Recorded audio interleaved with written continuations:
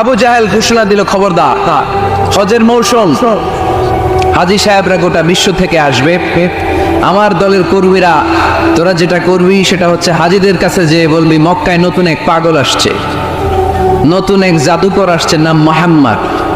নাউজুবিল্লাহ পড়বেন না? খবরদার হাজী সাহেবেরা, এই পাগলের কাছে যেও না। সব হাজিরা গোটা বিশ্ব থেকে এসে মক্কার মিনা প্রান্তরে তাঁবুর ভিতরে ঢুকেছে, আর আবু জাহেলের টিম মেম্বাররা সব তাঁবুর ভিতরে উকি মাইরা কয়, খবরদার, নতুন পাগল আইছে। সবাই কয়, নাম কি? কয়, মুহাম্মদ। নতুন পাগল এসেছে, নাম মুহাম্মদ। নতুন জাদুকর এসেছে, তার নাম মুহাম্মদ। খবরদার, তার কাছে যেও না, তার কথা শোনো না, শুনলে তোমরাও পাগল হয়ে যাবা, তোমরাও পাগল হয়ে যাবে। সে এত বড় জাদুকর, মুহাম্মদ সাল্লাল্লাহু আলাইহি ওয়াসাল্লাম এত বড় জাদুকর, তার জাদু দেখলে, তার কথা শুনলে হাজবেন্ড ওয়াইফের মধ্যে সম্পর্ক বিচ্ছিন্ন হয়ে যায়।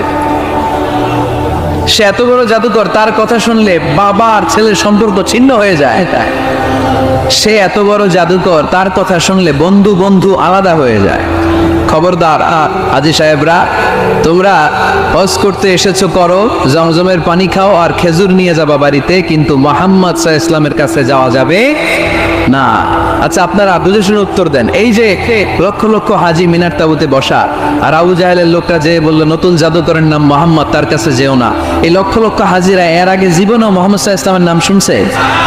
তার মানে মুহাম্মদ সাল্লাল্লাহু আলাইহি ওয়াসাল্লামের নাম তাদের কানে পৌঁছে দেওয়ার দায়িত্ব আবু জাহেল নিজেই নিয়ে নিয়েছে। চিল্লায় এখন ঠিক কি না? অপপ্রচার প্রচার হয়ে গিয়েছে।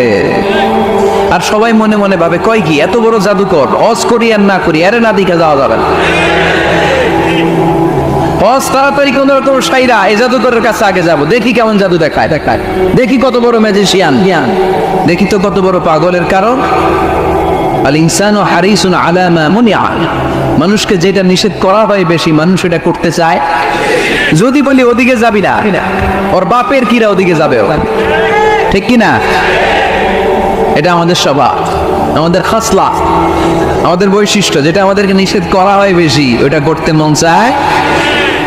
সব হাজিরা মনে মনে ভাবলো, আমরা যাব যাব, তোরা যতই বলিস না কেন যাব যাব, হজের পরে অবশ্যই যাব।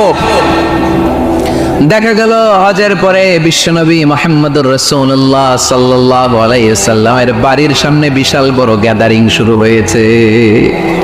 সবাই লাইন ধরে দেখা করতে গেছে। দেখা করতে যে বিশ্বনবীর চেহারা দেখে প্রথম নজরেই সব পাগল।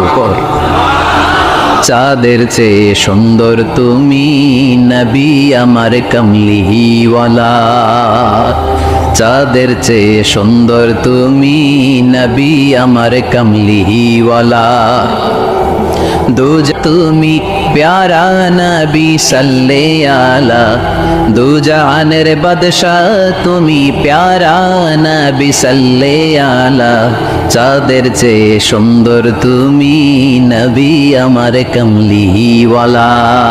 সুবহানাল্লাহ পড়েন। গোটা বিশ্বের খ্রিস্টানরা বিশ্বনবীকে নিয়ে এখন মাতোয়ারা। মাইকেল এইচ হার্ট, খ্রিস্টান, একটা বই লিখে গোটা বিশ্ব কাঁপিয়েছেন। দি 100 ranking of the most influential people and person in the world. পৃথিবী কাঁপানো 100 জন মনীষীর জীবনী নিয়ে একটা বই তিনি করেছেন। এই 100 জন মনীষীর জীবনীর মধ্যে যাকে নাম্বার 1 তিনি করেছেন, তিনি হচ্ছেন আমার নবী, আপনার নবী, পেয়ারা নবী, বিশ্বনবী মুহাম্মদুর রাসূলুল্লাহ সাল্লাল্লাহু আলাইহি ওয়াসাল্লামের। মাইকেল এইচ হার্ট কি মুসলমান? সে একজন খ্রিস্টান। তার মানে ওয়া রাফা'না লাকা যিকরাক, বিশ্বনবীর সম্মান শুধু আমাদের মুখ দিয়ে প্রচারিত হয় না, ইহুদি, খ্রিস্টান, বৌদ্ধদের মাধ্যমেও বিশ্বনবীর সম্মানকে বাড়িয়ে দিচ্ছে কে? I have studied him, the wonderful man, in my opinion far from being antichrist, and he must be called the savior of humanity. খ্রিস্টানরা বলছে, আমরা এই মুহাম্মদের জীবনী গবেষণা করে পড়েছি, তাকে খ্রিস্টান বিরোধী বলা তো দূরের কথা, তাকে মানবতার ত্রাণকর্তা বলতে হবে। তিনি গোটা বিশ্বের জন্য সুপারম্যান হয়ে পৃথিবীতে এসেছে। As a father, as a teacher, as a lawgiver, as a lawmaker, Muhammad is the superman of the world. স্বামী হিসেবে, পিতা হিসেবে, নেতা হিসেবে, নবী হিসেবে মুহাম্মদ সাল্লাল্লাহু আলাইহি ওয়াসাল্লাম সাধারণ কোনো মানুষ নয়, তিনি গোটা বিশ্বের জন্য সুপারম্যান হয়ে পৃথিবীতে আগমন করেছে। ওয়া রাফা'না লাকা যিকরাক, নবী দুশ্চিন্তা করবেন না, টেনশন করবেন না, আমি আপনার সম্মানকে বাড়িয়ে দেব। এই তিনটা নেয়ামতের বর্ণনা সূরা ইনশিরাহের ভিতরে বর্ণনা করলেন কে? এরপরে রব্বুল আলামিন বিশ্বনবীকে নেয়ামতের বর্ণনার ঘটনা শুনিয়ে বিশ্বনবীকে সান্ত্বনা বাণী শোনাচ্ছেন আর পড়ছেন ইন্না মাআল উসরি ইউসরান ইন্না মাআল উসরি ইউসরা।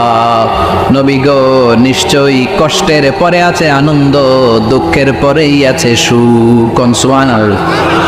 কষ্টের পরে আনন্দ, দুঃখের পরে The struggle isn't permanent in our life. দুঃখ কষ্ট এটা আমাদের জীবনে পার্মানেন্ট না, এটা সাময়িক। আচ্ছা, আওয়াজ করে উত্তর দেন তো, এক বছরে কয় দিন আপনাদের ফরিদপুরে?